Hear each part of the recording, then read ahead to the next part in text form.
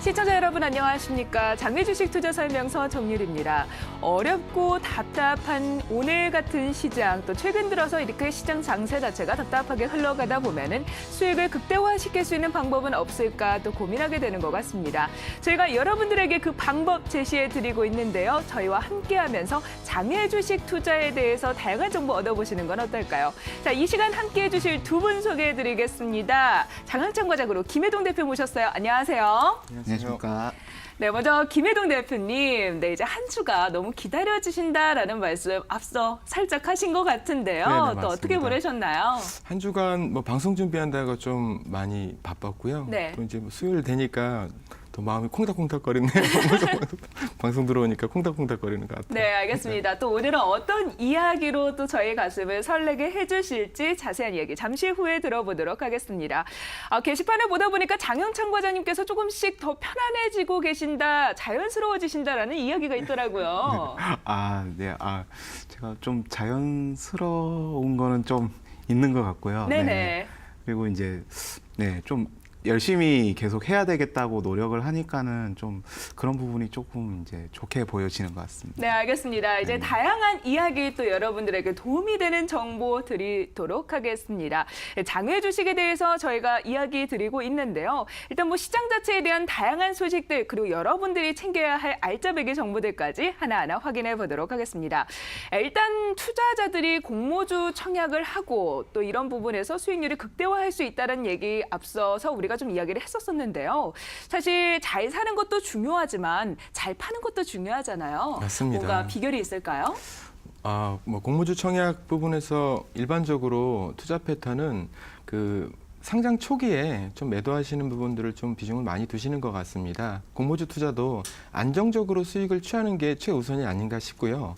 공모가 대비해서 시초가가 마이너스 10%, 플러스 100% 사이에서 결정되기 때문에 투자자 입장에서 어느 정도 가격이 됐다 싶으시면 과감하게 시초가에 매도하시는 것도 좋은 방법인 것 같습니다. 생각한 주가에 도달을 했다면 과감하게 시초가에 매도를 하는 게 좋다라는 말씀 맞습니다. 전해주셨는데요. 네. 자, 그렇다면 최근 들어서 상장한 종목들의 수익률은 좀 어떤가요? 수익률을 보면 생각보다 굉장히 좋은 숫자가 나오고 있습니다. 우선 시초가 수익률은 공모가 대비해서 거의 한 50% 정도 나오고 있고요. 보통 공모주 투자할 때 중장기 투자 전략을 좀 가져야 되지 않나 생각하실 수는 있는데 우선 금융 같은 경우에는 워낙 상장하는 종목들이 많기 때문에 시초가 매도에 집중해서 하시는 것도 가장 좋은 방법인 것 같습니다. 네, 뭐 시초가 매도에 좀 집중하면서 수익을 극대화하는 게 좋겠다라는 말씀 전해주셨습니다. 오늘 상장한 종목이 있다고 하는데 어떤 종목인가요? 오늘 대림 CNS가 상장을 했고요. 우려했던 부분은 기관 수요 예측할 때 너무 가격이 높지 않았나 했는데 그런 게 시장에 반영이 돼서 좀 모양새는 좋지는 않았습니다. 네, 알겠습니다. 공모주 투자라는 게 상당히 매력이 있다라는 생각을 하게 됩니다. 자, 그렇다면 이제 상반기에 또 상장을 앞두고 있는 따끈따끈한 종목은 어떤 종목들이 있을까요? 우선 굉장한 종목이 하나 있고요. 우선 호텔 롯데입니다. 작년에 형제 간의 경영권 어떤 분쟁으로 인해서 호텔 롯데그룹에 대한 어떤 투명성의 이슈가 되기도 했는데요. 바로 신동빈 회장님께서 호텔 롯데를 상장하겠다라는 발표를 했습니다. 결국 호텔 롯데 상장을 통해서 롯데그룹의 지배구조의 투명성을 투명화하겠다 이런 부분들이 좀 내심 담겨져 있다고 볼 수 있습니다. 1월 달에 상장 승인은 완료되어 있는 상태고요. 증권신고서 제출을 앞두고 있습니다. 6월 정도 상장할 것 같고 공모 규모는 3조에서 최소 6조까지 형성될 것으로 보여서 투자자들의 많은 관심을 받고 있는 상황입니다. 네, 호텔 롯데 같은 경우는 롯데그룹의 지배구조 그 정점에 있기 때문에 맞습니다. 또 뜨거운 이슈를 끌고 올 것 같습니다. 맞습니다. 자, 상반기에 이런 호텔 관련해서 우리가 또 호텔 롯데가 또 상장을 되면서 또 시장에 좋은 흐름을 보일 거라는 기대를 해보게 되는데 맞습니다. 사실 전 또 다른 종목에 대해서 관심을 갖게 되더라고요. 네네. 바로 지난주에 말씀하셨던 CMS 에드입니다. 네네. 기관 수요 예측 결과가 발표됐다고 하는데 네네. 어떻게 나왔나요? 네, 월요일 날 발표가 됐고요. CMS 에듀케이션 같은 경우에는 기관 참여가 한 391개 기관 정도가 수요 예측에 참여를 해서 경쟁률은 302대 1 정도 기록했습니다. 공모 확정가는 희망가 상단인 23,200원에 결정되면서 어떤 기관들의 적극적인 참여가 있었다라고 볼 수 있겠고요. 오늘 일반 공모 청약을 진행을 했는데 한 2대1 정도 기록을 했고 그 공모 청약 자금은 한 5,400억 정도 모였습니다. 상장 4월 7일 날 상장하는데요. CMS 에듀케이션의 주가 과연 어떻게 될지 상당히 궁금합니다. 네, 사실 뭐 교육 사업이 계속해서 레드오션 사업으로 가고 있다라는 얘기도 있고 또 저출산 기조가 이어지면서 그 시장 자체의 경쟁이 너무 치열하지만 이 회사는 또 그때 말씀해 주셨을 때 영재 사업을 본격적으로 추진하고 있기 때문에 상당히 좀 유망하다라는 네, 말씀 맞습니다. 전해 주셨습니다. 네. 자, 이런 부분 때문일지 기관도 상당히 좋은 관심을 가지고 있다라는 말씀해 주셨는데 네, 맞습니다. 자, 그렇다면 오늘 소개해 주실 또 회사는 어떤 회사가 상장을 기다리고 있나요? 네. 오늘 그 소개해드릴 종목은 엑스레이 부품 중에서 디텍터라는 아주 중요한 어떤 부품을 생산하는 레이언스라는 회사입니다. 디텍터라는 거는 엑스레이 장비를 통해서 촬영된 데이터를 사람이 볼 수 있을 정도로 이렇게 어떤 전자적으로 변환해주는 중요한 어떤 장치 역할을 하고 있는데요. 엑스레이가 어떤 장비가 많이 판매가 됐을 때 레이언스의 매출도 어떤 같이 반등한다 이렇게 보시면 될 것 같습니다. 네. 그리고 네, 일단 뭐 그렇다면 실적 추이는 좀 어떻게 나타나고 있나요? 레이언스 실적을 보시면요. 2011년도에는 한 250억 정도 매출을 기록했는데 2015년 기준으로 해서 매출이 866억을 기록했습니다. 2011년 대비해 가지고는 한 360% 정도 지금 성장을 한 상황이고요. 영업이익은 197억 원, 순이익은 145억 원을 기록해서 굉장히 괜찮은 숫자를 보이고 있습니다. 네, 엑스레이 장비에 들어가는 디텍터, 전자신호전으로 변환시켜주는 그 핵심 기술을 가지고 있다라는 말씀이셨습니다. 맞습니다. 사실 헬스케어 업종 자체가 유망하다라는 생각은 드는데요. 그 업종 자체의 흐름 외에도 이 회사만이 가지고 있는 강점도 있을 것 같아요. 네, 맞습니다. 우선 디텍터가 이쪽 부분, 레이언스죠? 예, 레이언스는 우선은 코스닥 상장 회사인 바텍을 최대 주주로 두고 있습니다. 바텍은 엑스레이 장비 국내 1등, 그다음 세계 4등 업체인데요. 레이언스의 든든한 매출처를 확보했다라고 보시면 될 수 있을 것 같습니다. 바텍 역시 실적을 보시면 2011년도에는 한 1,500억 정도 기록을 했는데 매년마다 10%씩 증가해서 2015년 기준으로 해서 매출액 2,200억 정도, 그다음 영업이익 410억 원을 기록하고 있는 굉장히 성장성이 우량한 회사입니다. 바텍은 레이언스에게 디텍터를 구매하기 때문에 바텍의 어떤 실적이 상승할수록 레이언스도 같이 동반 상승한다 이렇게 보시면 될 것 같습니다. 네, 바텍이 레이언스에게 제품을 구매하기 때문에 바텍이 맞습니다. 많은 제품을 구매할수록 레이언스 역시 또 실적이 좋아진다라는 말씀이시네요. 맞습니다. 자, 그렇다면 우리가 이 회사를 살 수 있는지 또 가격적인 부분을 체크를 해봐야 될 것 같아요. 공모가는 어느 정도 수준에서 결정될 것 같나요? 네, 공모가는 이번 주에 이제 결정이 됐는데요. 기관 수혜측을 통해서 한 591개 기관들이 수혜측에 한 579개 기관들의 수혜측에 참여를 해서 경쟁률은 한 430대 1 정도 기록했습니다. 공모 확정가는 상단인 25,000원에 결정이 됐고요. 시장에서 큰 관심을 갖고 있는 헬스케어 관련주라는 점하고 기관 수요 측에서 기관들의 어떤 콜을 충분히 받았다라는 점이 긍정적으로 보입니다. 네, CMS 에듀 앞서 우리가 살펴봤을 때 기관 투자자들이 302대 1이어서 상당히 우호적인 상황이다 하셨는데 맞습니다. 이 종목 지금 500대 1이라면 상당히 흥행이 잘 되지 않을까라는 기대를 하게 되네요. 자, 그렇다면 상장 이후에 출회되게 될 물량은 어느 정도 되나요? 네, 그 레이언스 같은 경우에는 상장일에 공모주를 제외하고 출회되는 물량이 11% 정도 됩니다. 11%라는 숫자가 좀 많다면 많고 적다면 적다라는 부분들인데 또 헬스케어 부분에 대해서 관심이 많고 시장에서 만약에 기관 투자자들의 콜을 받은 상황이라서 시장에서 긍정적인 방향으로 나갈 경우에는 충분히 소화하고 나름 좋은 주가를 형성할 수 있을 거라고 판단하고 있습니다. 네, 디텍터라고 해서 전자신호로 바꿔지는 부품을 생산하고 있는 레이언스에 대해서 자세하게 이야기해 주시고 계십니다. 출회 물량이 11% 정도에 불과하다라는 말씀 전해주셨는데요. 자, 그렇다면 좀 자세하게 이 회사가 좀 상장되는 일정은 언제이고 또 청약 관련해서 일정은 어떤지 궁금합니다. 네.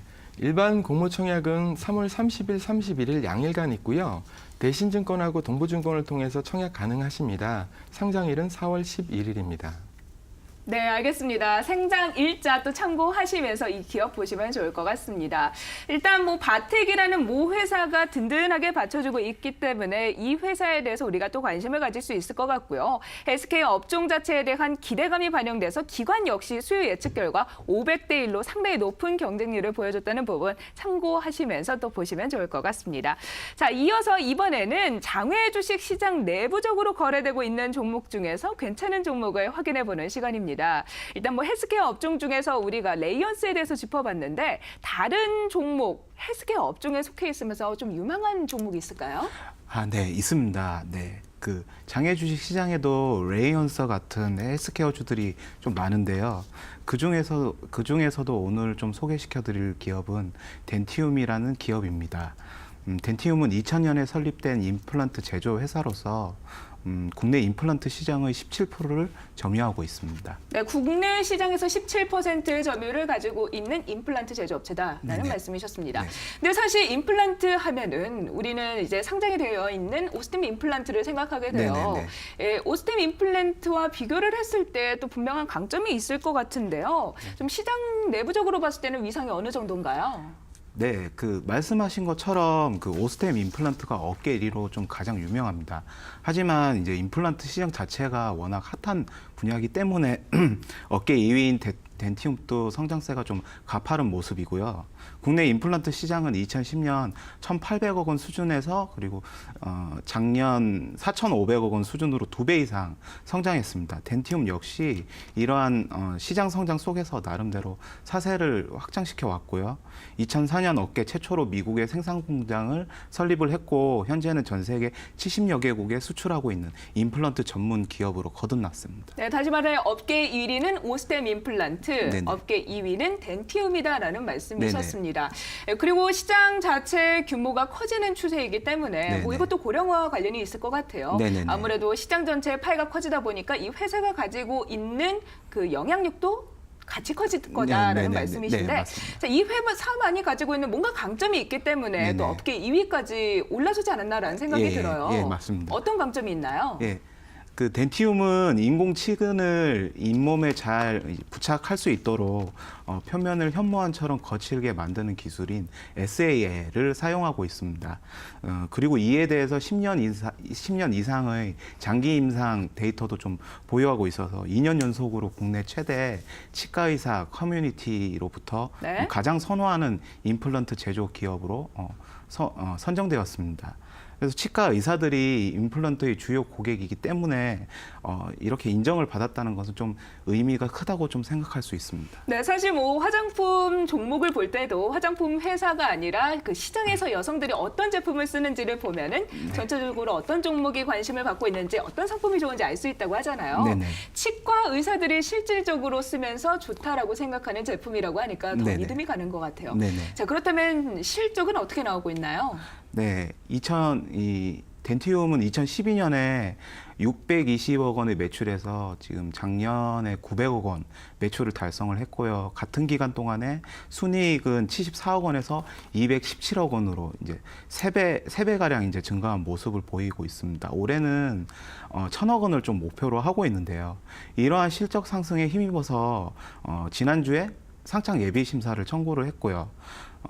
약간 이제 3개월에서 이 심사 청구랑 상장까지 기간이 3개월에서 5개월 정도 이제 걸린다는 점을 좀 감안을 해봤을 때 올해 중순쯤에 좀 상장이 예상된다라고 말씀드릴 수 있을 것 같습니다. 네, 인공치근이 잇몸에 잘 붙을 수 있도록 거칠거칠한 표면을 만드는 기술력을 가지고 있는 회사 덴티움입니다. 오스템 임플란트에 이어서 업계 2위 자리를 차지하고 있으면서 실적도 상당히 양호하게 나오는 얘기를 우리가 들어봤는데요. 자, 이 종목 덴티움 잘 확인해 보시면서 시장에서 어떤 흐름을 보이는지 장외 주식 시장 안에서의 거래 상황 체크해 보시면 좋을 것 같습니다. 지금까지 장외 주식 시장에 대해서 자세하게 짚어봤고요. 저희는 공모 일정 짚어보고 다시 돌아오겠습니다.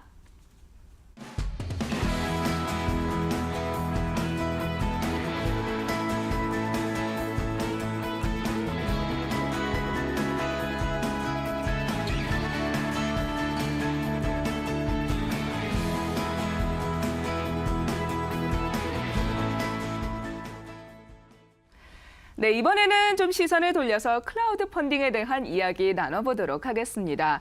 클라우드 펀딩이 장외주식 시장과 연관이 있다라는 이야기 앞서서도 많이 전해드렸는데요.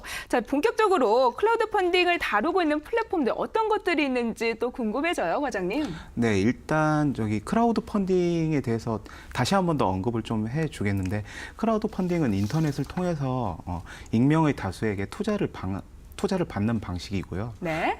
대출형과 증권형이 주요 분야로 지금 거론되고 있습니다. 그 증권형의 경우에는 현재 총 8개 업체가 영업을 하고 있고요.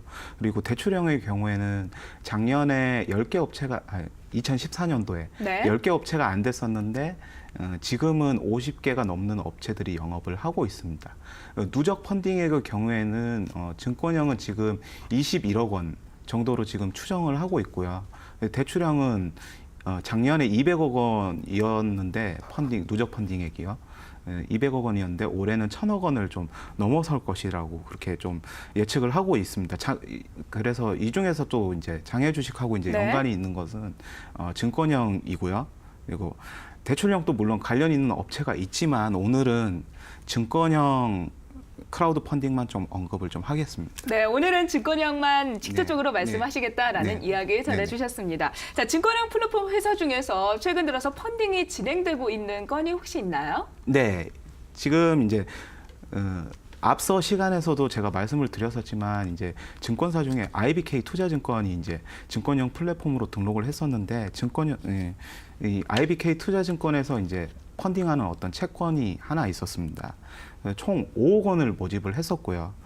내용은 좀 회사 이름이 조금 긴데 IBKS 문화 콘텐츠 투자 크라우드 펀딩이라는 회사가 중간에 서가지고 이 중간에서 이제 투자자들의 자금을 모집을 하고 그리고 이 모집된 자금을 영화 이제 인천 상륙작전이라는 영화에다가 투자를 하는 어떤 그러한 시스템이었습니다.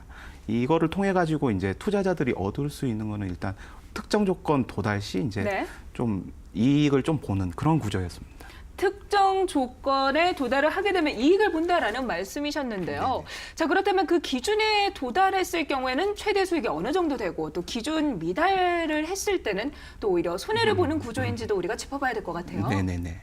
일단 이게 인천 상륙 작전이 일단 손익분기점은 500만 명이고요.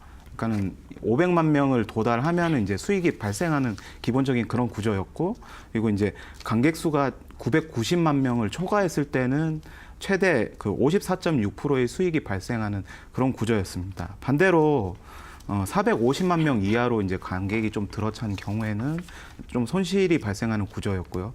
그리고 관객이 계속 이제 조금씩 더 낮아져가지고 관객 수가 저 밑에서 이제 좀 들어차면은 네, 최대 거의? 80%까지 손실이 발생할 수 있는 네, 그런 구조였습니다. 500만이 손익 분기점이다라는 말씀 네네. 전해주셨습니다. 990만까지 가게 된다면 수익이 무려 554%까지 네. 상승을 할 수 있지만 네. 450만 미만으로 내려간다면 손실이 80%까지 네. 커진다니 상당히 좀 부담스러울 수 있겠네요. 네네. 자, 그렇다면은 이번에는 장외 주식 직접 투자권은 어떤 것들인지 궁금해요. 네. 그 이제 최근 A사에서 진행된 모션블루라는 회사에 이제 그 장외 주식에 직접 투자하는 사례가 있었는데요. 현재는 투자가 마감이 되었고요. 한 주당 35,000원씩에 살 수가 있었고, 그리고 총 이제 10주를 사야 이제 투자가 가능을 했었습니다. 모션블루는 사물 인터넷 기반의 융복합 스마트 블록을 만드는 회사였고요. 이 융복합 스마트 블록은 이제 교육, 치료, 게임 등에 이제 활용을 할 수 있었습니다. 전 세계 완구 시장이랑 이제 이러닝 시장은 약 80조 원으로 지금 추산이 되고 있고요. 게임 시장은 73조 원으로 지금 추산이 되고 있습니다. 모션블루는 이러한 시장에 모두 진출을 할 수 있고, 그래서 이제 확장성이 좀 크다는 게 이 기업의 강점이라고 할 수 있습니다. 네, 증권형 같은 경우는 금융위원회를 통해 등록된 업체를 통해서 장외 주식도 여러 가지 형태의 증권에 직접 투자하는 형태잖아요. 네. 자, 앞서 모션블루에 대해서 이야기해 주셨는데 네. 이 회사에 우리가 투자를 할 경우 네네. 투자자들이 얻게 되는 이득은 어떤 게 있을까요? 네, 일단 지금 모션블루의 사업 계획서를 좀 보면은 그 플랫폼에 올라와 있는 사업 계획서를 보면은 2019년에 380억 원 매출과 46억 원의 순이익을 기대한다고 이렇게 적혀 있습니다. 그 사물 인터넷의 그 사물 인터넷 비교 기업 업체들의 평균 퍼가 보수적으로 좀 봤을 때 7배 정도로 지금 추정이 되고 있는데요. 네. 그 46억 원의 어떤 목표 순이익과 이 보수적인 퍼를 좀 곱해서 좀 그 산출을 하면은 시가총액이 약 한 322억 원의 기업 가치를 2019년에 달성시킬 수 있고, 그리고 이제 투자자들은 6배의 수익을 거둘 수 있습니다. 네, 알겠습니다. 오늘 크라우드 펀딩에서는 대출형이 아니라 증권형에 대해서 조금 더 자세하게 이야기해 봤습니다. 자, 어느새 시간이 이렇게 흘러 지나갔는지 모르겠습니다. 오늘 함께 하시면서 어떠셨는지 한 말씀씩 짧게 청해 볼게요. 먼저 대표님. 네, 우선 저는 제가 드리고 싶은 말씀은 드디어 이제 혜태저가가 증권신고서를 제출했다라는 거고요. 네. 4월, 5월 어떤 상장을 통해서 수익을 발생시킬 수 있고 또 호텔 통해서 큰 수익을 얻을 수 있으니까 준비 열심히 하겠습니다. 네, 알겠습니다. 과장님도 이어서 한 말씀 해주세요. 네, 크라우드 펀딩이 다소 어렵게 느껴지실 수도 있겠지만 꾸준히 저희 프로를 계속 시청을 하신다면 새로운 재테크 수단을 좀 발견하실 수 있을 겁니다. 네, 장외 주식에 대해서 다양한 투자 정보 제공해 드리고 있습니다. 저에게 궁금한 내용, 더 알고 싶은 내용, 그리고 방송에 대한 소감 어떤 것도 좋습니다. 게시판을 통해서 다양한 글 올려주시면 저희가 추첨을 통해 푸짐한 선물 드리고 있으니까요. 한번 참여해 주시면 좋을 것 같습니다. 장외 주식에 대한 궁금증 오늘도 해결을 해드렸습니다. 오늘 준비한 내용 여기까지고요. 저희 다음 주에 다시 찾아뵙도록 하겠습니다. 함께해 주신 여러분 고맙습니다.